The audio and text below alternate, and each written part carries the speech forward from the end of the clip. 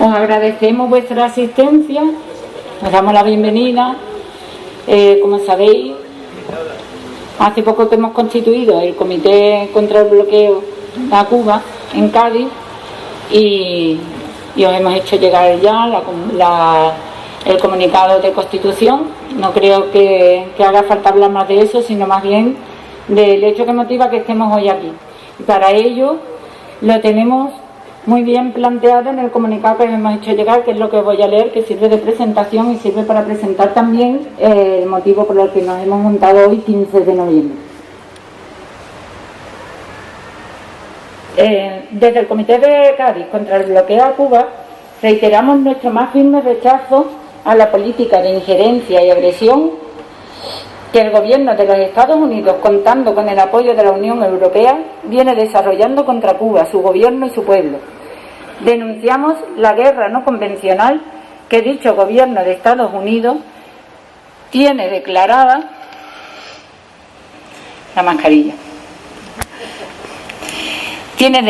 en la isla al objeto de interferir, sin utilizar por el momento tecnología bélica, en el destino de esta nación soberana y someterla a sus intereses.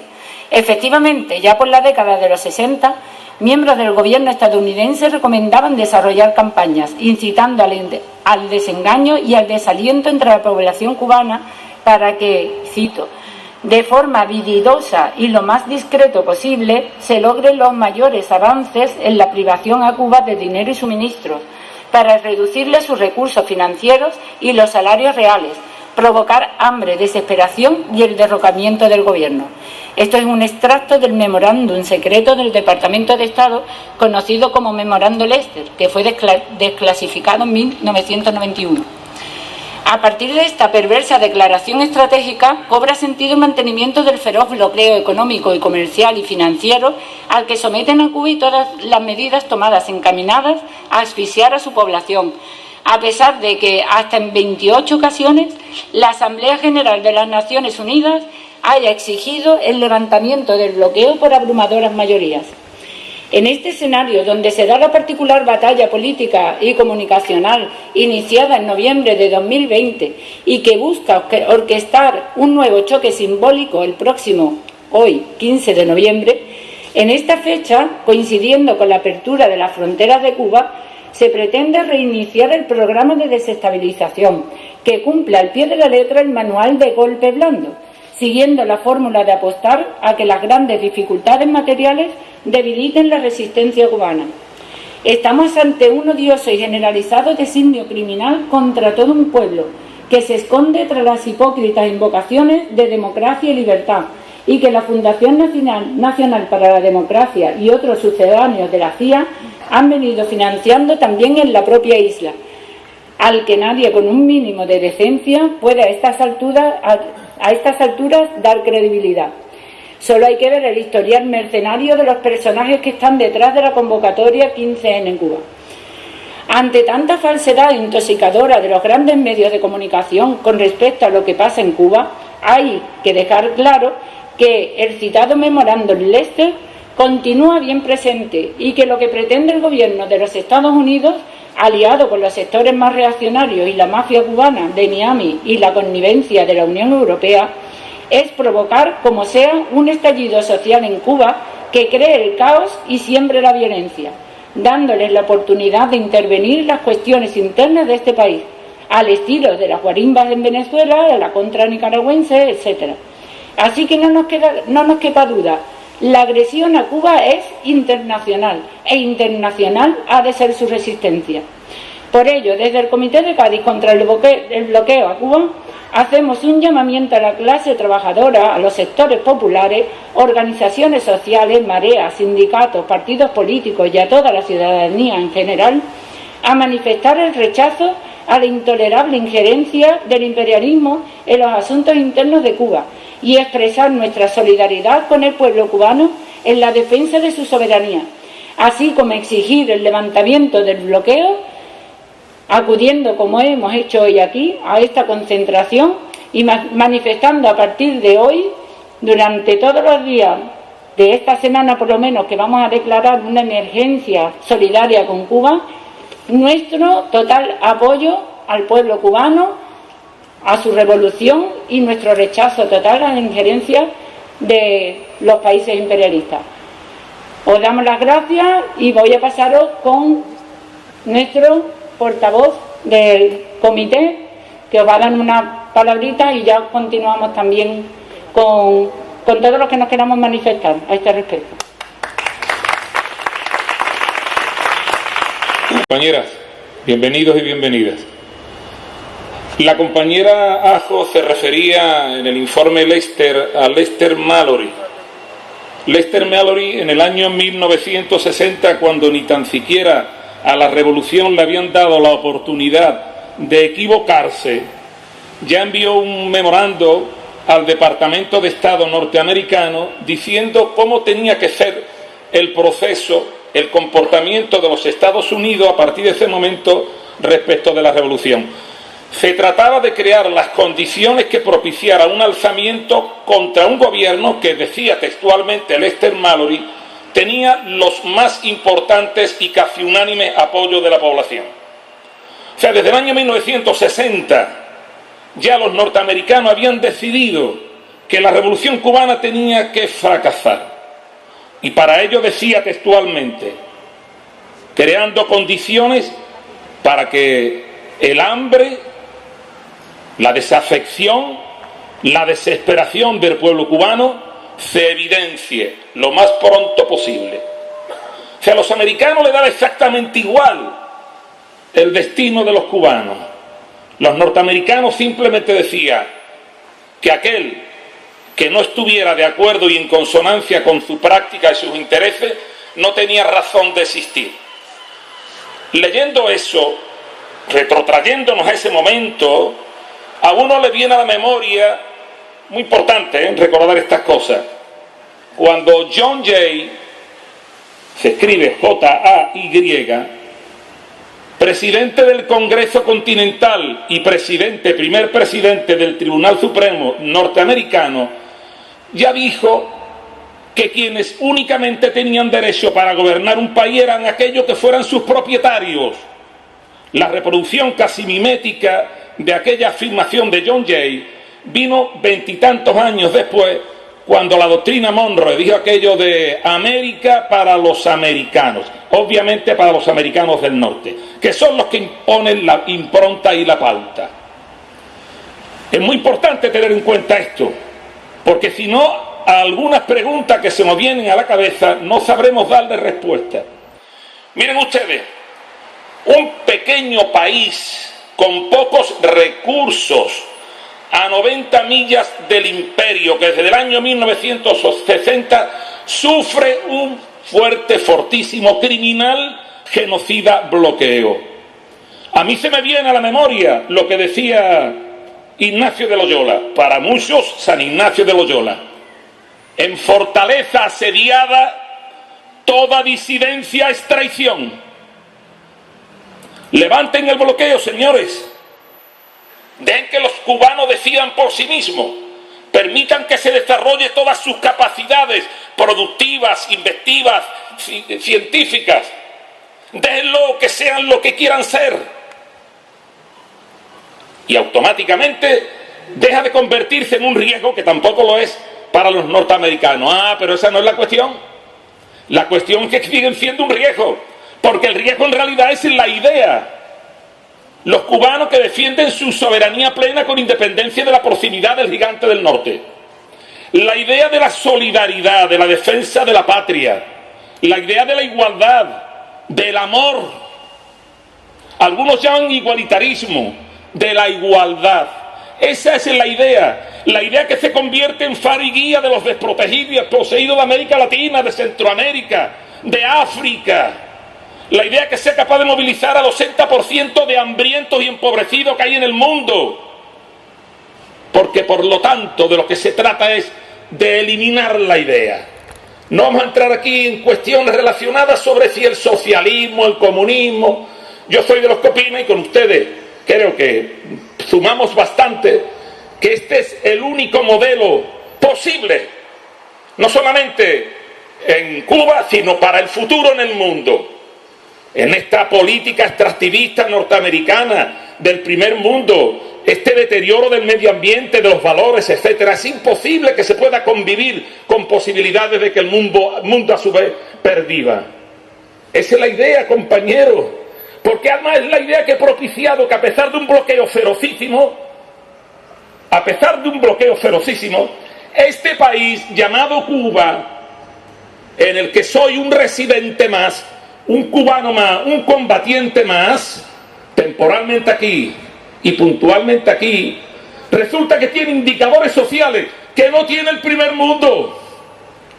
Tenemos indicadores sociales que son superiores a los de los norteamericanos, por supuesto a toda América Latina, no digamos ya África, y también, cómo no, algunos países de Europa. Médicos, eso sí, con una situación de deterioro más que evidente por causa del bloqueo de las condiciones sanitarias, por supuesto. Pero nadie tiene más médicos por cada 1000 habitantes. Nadie tiene más maestros por cada 1000 habitantes. Nadie tiene en América Latina una vacuna autóctona. Por cierto, tampoco los Estados Unidos. La tiene la Pfizer, pero no de la acción del gobierno. Tampoco en Europa. La tiene de Janssen, pero tampoco de ningún gobierno. España, la octava, la 9ª potencia económica mundial, no tiene una vacuna. En Cuba tenemos 3 vacunas, compañeros. La pregunta que se hace uno es, ¿qué sería de este pequeño país si lo hubiesen dejado tranquilo?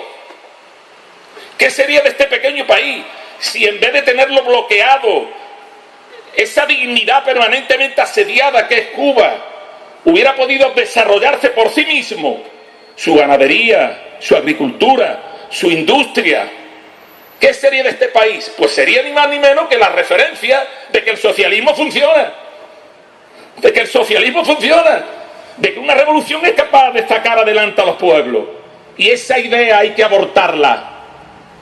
Esa idea hay que impedir que, no ya que se desarrolle, sino que ni tan siquiera nazca. Pero en Cuba nació. En Cuba nació y sirvió para que siga siendo Cuba todavía hoy, en este momento, el faro y guía de centenares de millones de personas. Y por eso hay que eliminarla a Cuba, pobre Cuba.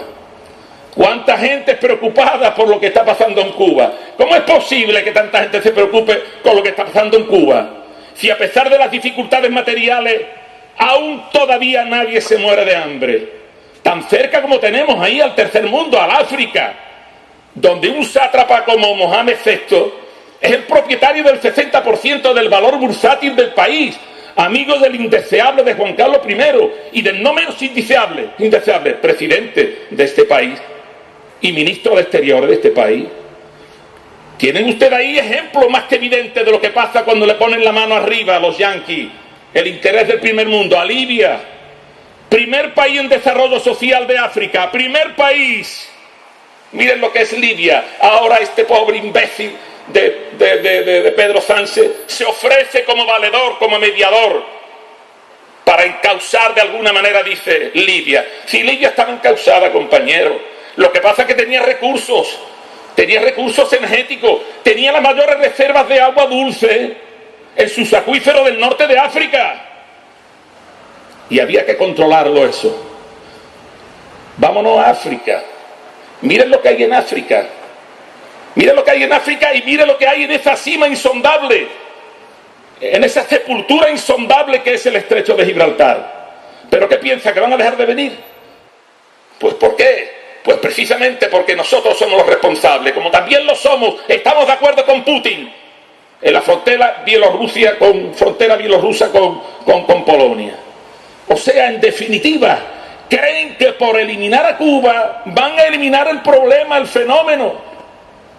Y el fenómeno no tiene solución. Ni Cuba tiene solución desde el punto de vista de los norteamericanos. Tampoco hay solución. Aquí, como dijo una vez el comandante Almeida, aquí no se rinde nadie, compañero. En Cuba se rendirán unos cuantos, los que se le han apendejado el ánimo y temblado las patas. Pero la inmensa mayoría de los que allí estamos somos de patria o muerte. Y para aquellos que se crean que es un disparate patria o muerte, me retrotraigo al himno Morir por la patria es vivir. Por la patria de Martí, porque patria es humanidad. Y solo la Revolución Cubana ha sido capaz de expresar en todos sus términos, en su comportamiento diario, que patria es humanidad. Humanidad. No dando lo que le sobra, sino lo que comparte, lo poco que tenemos allí. Por tanto, vamos a la batalla, compañeros.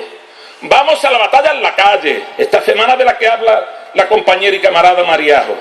A la batalla en la calle. Vamos a demostrar que defendemos a Cuba no por un aspecto vaticanista, humanista, no, porque sabemos que es la única solución que tiene por los pueblos. La senda del socialismo. Pero déjenle tranquilo, déjenle que resuelva y dirima sus contradicciones. No salten la talanquera, compañeros, no se abandone con la fe del converso en brazos de aquellos que expolian a los pueblos. Defiendan a Cuba, aunque solamente sea para reconocer que todo hombre y mujer tiene derecho hasta equivocarse. Nosotros reclamamos el derecho de los cubanos a equivocarse. Que nadie venga a darles lecciones, ni a darnos lecciones. Nadie, absolutamente nadie. Todos estamos preocupados, claro que estamos preocupados todos, claro.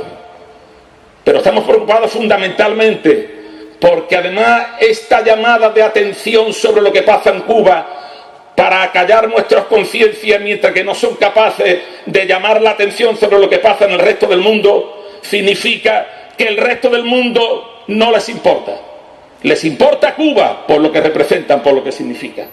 Bueno, pues que se jodan. Vamos a seguir ahí firmes, con el apoyo de decenas de miles, de centenares de miles de compañeros y compañeras que no puede que no tengamos las mismas capacidades para intoxicar a través de los medios de comunicación y de Internet a la opinión pública.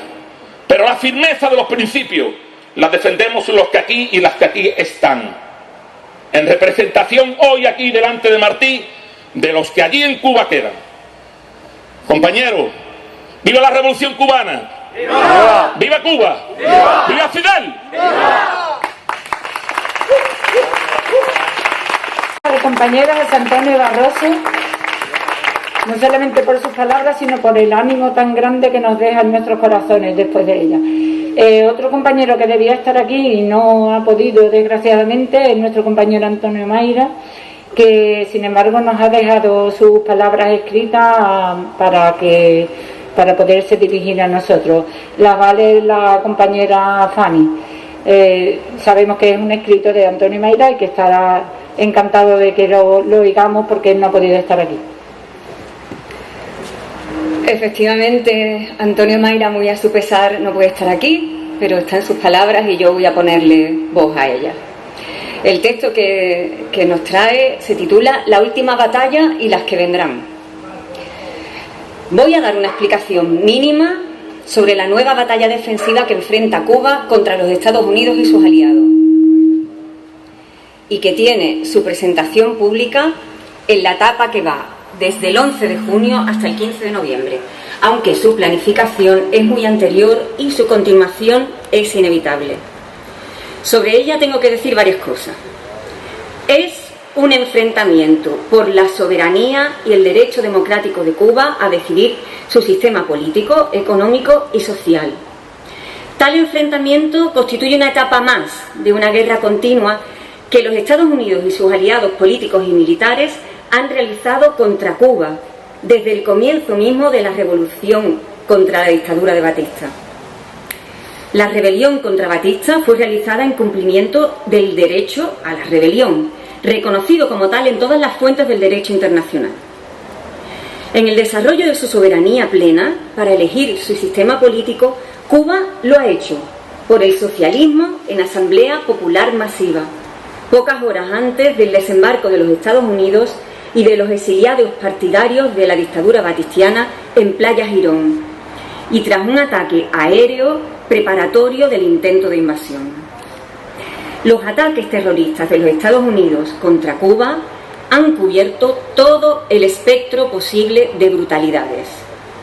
Atentados contra buques, edificios, centros de salud, instituciones de gobierno, incursión de cientos de grupos armados, atentados contra instalaciones e infraestructuras, atentados contra jóvenes revolucionarios incorporados a las campañas de alfabetización, contra dirigentes revolucionarios y centenas de intentos de magnicidio contra Fidel Castro. Cuba tuvo que asegurar la defensa con la creación de los CDR, organizaciones barriales. La Operación Peter Pan fue lanzada para aterrorizar a las familias cubanas sobre la apropiación de sus hijos por el Estado. 14.048 niños salieron de Cuba. Muchos no llegaron a conocer nunca a sus padres. Fue organizada por el Departamento de Estado, la jerarquía católica en Miami y en Cuba y la CIA. Muchos de los niños o jóvenes vinieron en el abandono de los campamentos y centros de acogida. La historia causa pavor. Representa uno de los inicios de la guerra psicológica por parte de Washington. Después del fracaso de Playa Girón se puso en marcha la Operación Mangosta. Su planificación, muy compleja, incluyó 32 tareas, con el siguiente reparto: 13 tareas de guerra económica, 6 políticas, 7 militares, 4 de inteligencia y 4 de subversión política e ideológica. Posteriormente se incluyó una más de guerra biológica dirigida contra las plantaciones, los animales y finalmente la población de Cuba. En informes desclasificados de la CIA se mencionan 415 organizaciones implicadas con base en Estados Unidos o en Cuba. En Europa, una de las plazas clave fue España. Tras el fracaso de las operaciones Mangosta, se reinicia el ataque a Cuba con la aprobación de 2 leyes, la Helms-Burton y la Torricelli, que tienen carácter extraterritorial, es decir, violan el derecho internacional. Ambas han sido ampliadas con casi 250 sanciones impuestas por Trump y mantenidas por Biden. Este sistema legal supone un intento brutal de asfixiar la economía de Cuba. En situación de pandemia, crisis económica mundial y crisis reforzada por el bloqueo y el embargo, supone una medida inhumana de carácter genocida que implica al actor principal y a sus cómplices. En nombre de la democracia y los derechos humanos, según son entendidos por Estados Unidos, la disidencia interna al servicio de Washington pide una inmediata intervención militar. Entonces empieza a desarrollarse una nueva estrategia contra Cuba que lleva años perfilando la CIA a través de Jim Sharp con la obra De la dictadura a la democracia, cuya enorme difusión han financiado el Instituto Albert Einstein como centro pionero junto a la Open Society Foundation del millonario George Soros. El fanático reaccionario imperialista ha fijado 5 etapas de desarrollo: ablandamiento, deslegitimación del gobierno, calentamiento de la calle, combinación de diferentes formas de lucha y fractura institucional. La primera es promover acciones no violentas que produzcan un clima de malestar en la sociedad, como denuncias de corrupción, promoción de divisiones o divulgación de falsos rumores. La segunda consiste en desarrollar campañas en defensa de la libertad de prensa y de los derechos humanos, con acusaciones de totalitarismo contra el gobierno. La tercera está dirigida a la lucha activa por reivindicaciones políticas y sociales. Es el traslado de las redes a la calle. Al mismo tiempo, se trata de manipular a sectores determinados para que inicien manifestaciones y protestas violentas, con amenazas a instituciones o personas identificadas con el gobierno. La cuarta consiste en crear un clima de ingobernabilidad y desestabilización del gobierno, con operaciones de guerra psicológica. La quinta y última etapa tiene por objeto forzar la renuncia del presidente de turno mediante revueltas callejeras para controlar las instituciones, mientras se mantiene la presión en la calle. Paralelamente se prepara el terreno para una intervención militar, mientras se desarrolla una guerra civil prolongada y se logra el aislamiento internacional del país. En todas ellas se utilizan acciones de guerra psicológica y se usan las redes sociales y operaciones de Big Data con el uso preferente de las redes sociales. Sharp catalogó 198 armas o acciones diferentes, todas definidas cínicamente como pacíficas. El voto de una resolución de la ONU contra el bloqueo no es nada por sí solo. Por eso, el Comité contra el Bloqueo a Cuba llama a todas las autoridades e instituciones públicas, ayuntamientos, diputaciones, comunidades autónomas, para que realicen comunicados expresos contra el bloqueo, con explicaciones que ayuden a tomar conciencia en nuestro pueblo sobre el genocidio que sufre Cuba y a luchar contra el fascismo.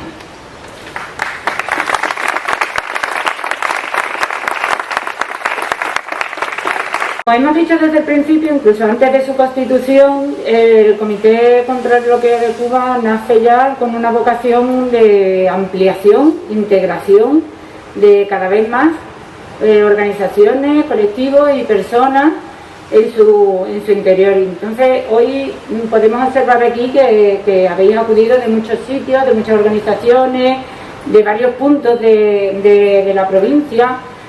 No sé si de fuera de la provincia también, si no me sacáis de mi también. Entonces, pues con más razón os invito a que todos los que queráis tomar el uso de la palabra, venir aquí, decir algunas cosas, presentaros, manifestar vuestra solidaridad, vuestro apoyo, llenarnos de más argumentos de los que hemos dado ya hasta ahora. ¿Quiere alguien acercarse?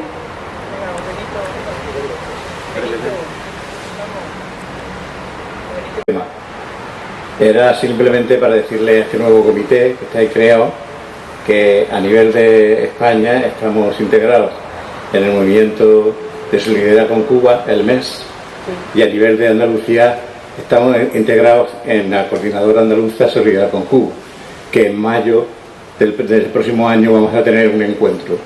Nada, simplemente os invitaba a que os integraseis a estas organizaciones a nivel andaluz y a nivel del Estado para hacer más, unirnos nuestras fuerzas y hacer entre todos un trabajo más efectivo. Muchas gracias. Muchísimas gracias, y aclarar que precisamente hace escasamente una semana nos hemos integrado en el MES y estamos en ello, estamos en el proceso también de integrarnos cada vez más en más organizaciones. Entonces, bueno, si nadie más quiere realmente, pues, perdón, vale, damos paso también a...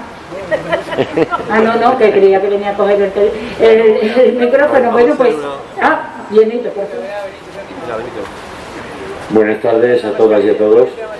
Venimos un coche con 3 compañeras y 2 compañeros de San Lucas, del movimiento pensionista, del Sindicato Andaluz de Trabajadores, de Izquierda Unida.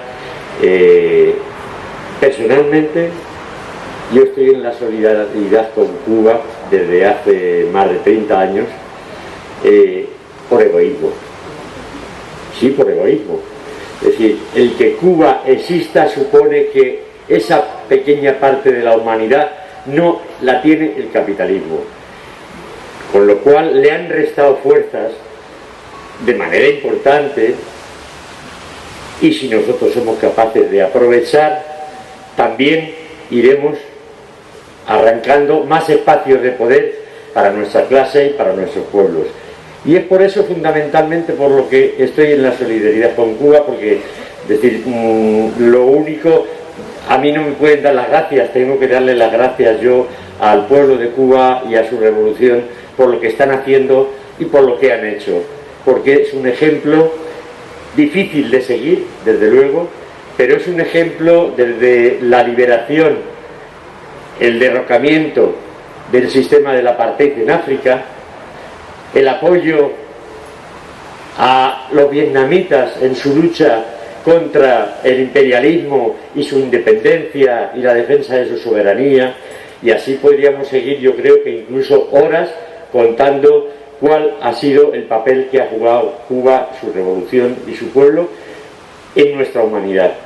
Y hoy, evidentemente, creo que es nuestra obligación ya no ni como revolucionarios, porque entre otras cosas yo no lo soy, hay que ser muy valiente y uno es muy cagón, pero tenemos la obligación de apoyar en la medida de todo lo posible, coordinar nuestras fuerzas con todos los hombres y mujeres, con todas las organizaciones y colectivos que seamos capaces, y es importante ese aglutinamiento para empujar a nuestro gobierno en el sentido de que trate a Cuba de igual a igual, que no se someta, que defienda la soberanía esa de la que hablan y se les llena la boca, que defiendan nuestra soberanía como pueblo, como país, si quieres, para frente a quien es verdaderamente nuestro enemigo y el que impone las condiciones, aparte de las finanzas internacionales, Estados Unidos y la OTAN, que están jodiendo a este pueblo hermano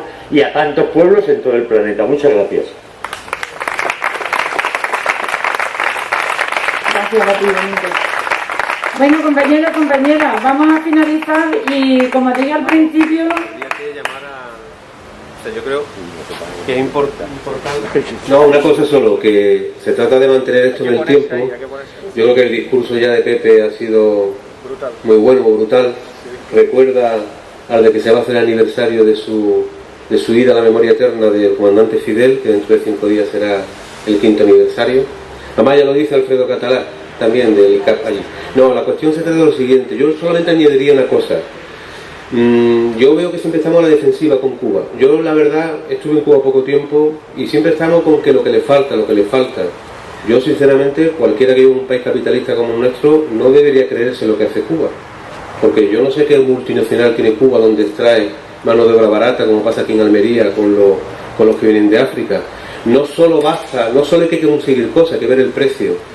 Y yo quiero que haya una comparación no solo de indicadores económicos, indicadores sociales, sino que precios. Porque a mí que haya un nivel de vida en Francia, mientras el cadáver de Patrice Lumumba del Congo no aparece, no es nada orgulloso para Francia.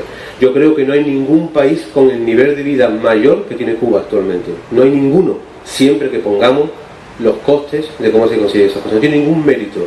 No tiene ningún mérito el nivel de vida en Suecia sabiendo que una gran empresa como Ericsson explota en África.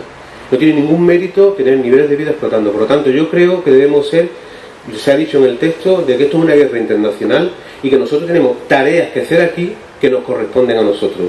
Hay que defender a Cuba, porque si Cuba, tan débil y sin ser una potencia colonial en el pasado, ha conseguido lo que ha hecho, ¿qué haremos nosotros que somos una potencia económica, ¿no? Dicen. Por lo tanto, yo creo que tenemos que no ser solo solidarios con Cuba, sino ser solidarios con nosotros y defender a Cuba como una tarea nuestra, no de simple solidaridad. Por eso llamamos a 3 cosas. Una, a contrarrestar sin ningún tipo de complejo en los medios, en los institutos, en los sitios, todo el tema de la propaganda.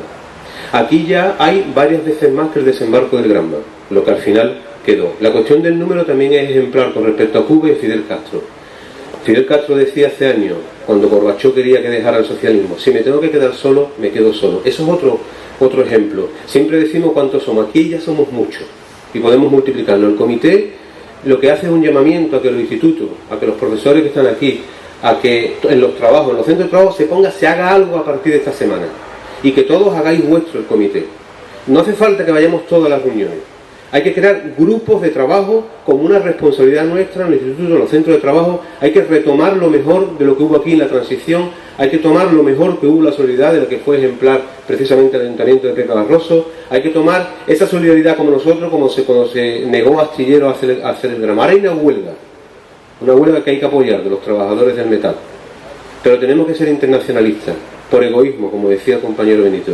Y por tanto, el comité hay que desarrollarlo. No basta este acto. Hay que desarrollarlo como una actividad cotidiana. Y eso hay que hacerse en los centros de trabajo, en los centros de estudio. No debe haber ninguna lucha que no haga suya la defensa de Cuba como diría Benedetti, como un egoísmo generoso. Por lo tanto, compañeros, tenemos una labor que es nuestra, que no es de los cubanos.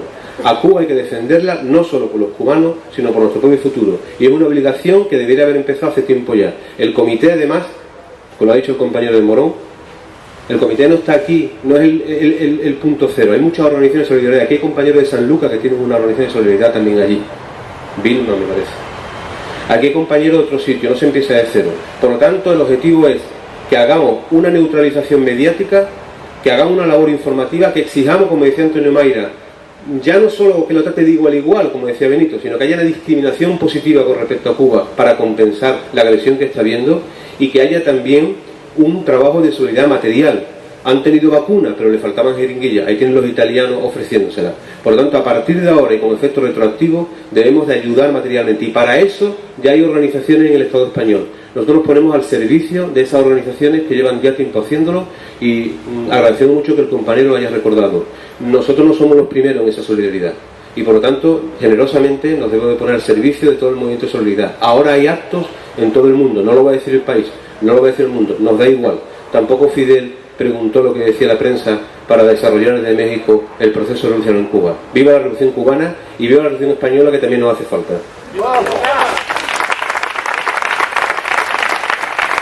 Bueno, compañeros, yo creo que ya después de esto poco más tenemos que decir. Vamos a terminar, vamos a cerrar el acto, y de nuevo, viva Cuba y viva la Revolución. Pues nos vemos en la próxima.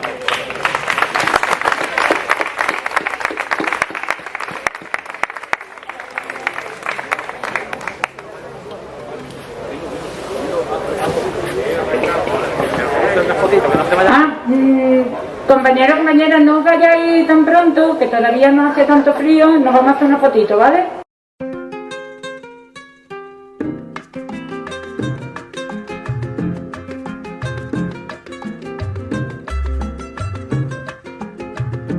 Aquí pensaban seguir ganando el 100% con casas de apartamentos y echar al pueblo a sufrir. Y seguir de modo cruel contra el pueblo conspirando para seguirlo explotando, y en eso llegó Fidel. Y se acabó la diversión, llegó el comandante y mandó a parar.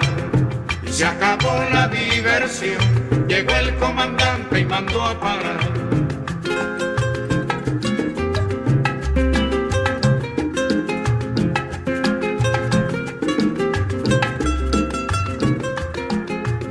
Aquí pensaban seguir, tragando y tragando tierra, sin sospechar que en la sierra se alumbraba el porvenir. Y seguir de modo cruel la costumbre del delito, hacer de Cuba un garito, y en eso llegó Fidel. Y se acabó la diversión, llegó el comandante y mandó a parar. Y se acabó la diversión, llegó el comandante y mandó a parar.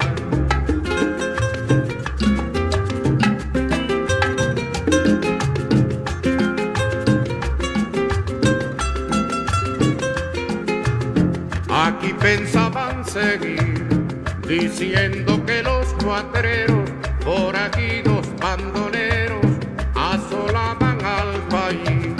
Y seguir de modo cruel, con la infamia por escudo, difamando a los barbudos, y en eso llegó Fidel.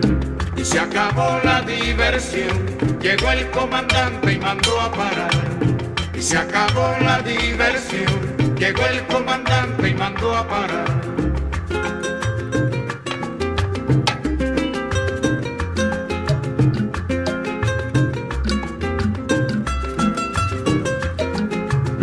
Aquí pensaban seguir jugando a la democracia, y el pueblo que en su desgracia se acabara de morir.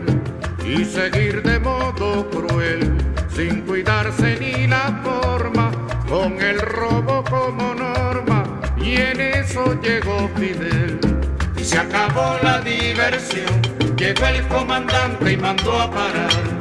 Y se acabó la diversión, llegó el comandante y mandó a parar.